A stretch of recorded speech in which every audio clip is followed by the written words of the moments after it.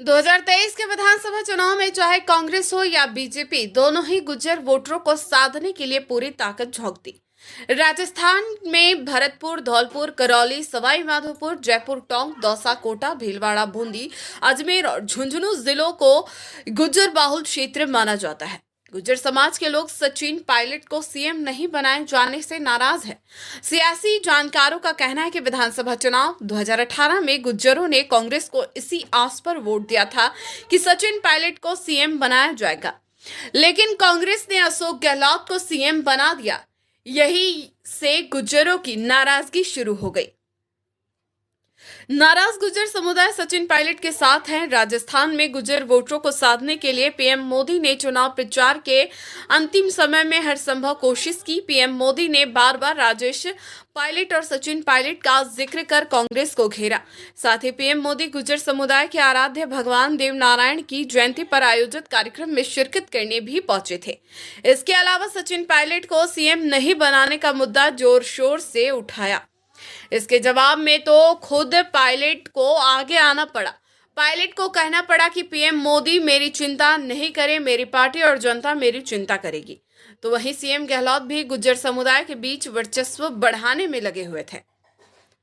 उन्होंने भगवान देव नारायण की जयंती पर सार्वजनिक अवकाश घोषित कर गुज्जर समाज को हितैषी दिखाने की घोषणा की।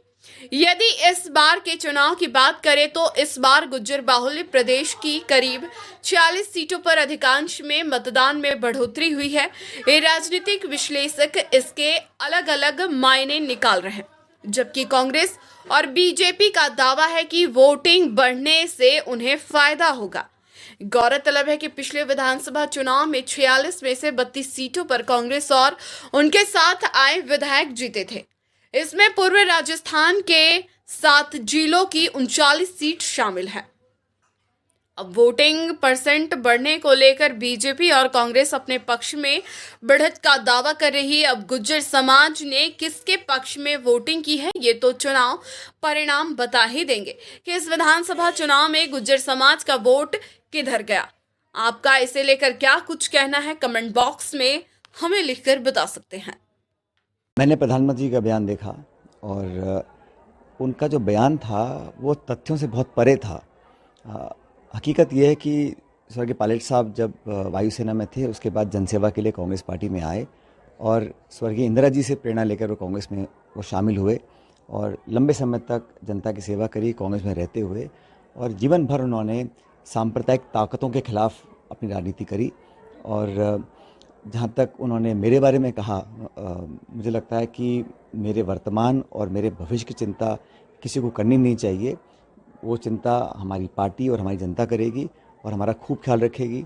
जहाँ तक सोनिया गांधी जी हैं या राहुल जी और प्रियंका जी हैं, दशकों से हमारे संबंध इस परिवार से भी हैं, पार्टी के साथ तो हैं ही, और ये रिश्ता दिल का है, ये रिश्ता पुराना है।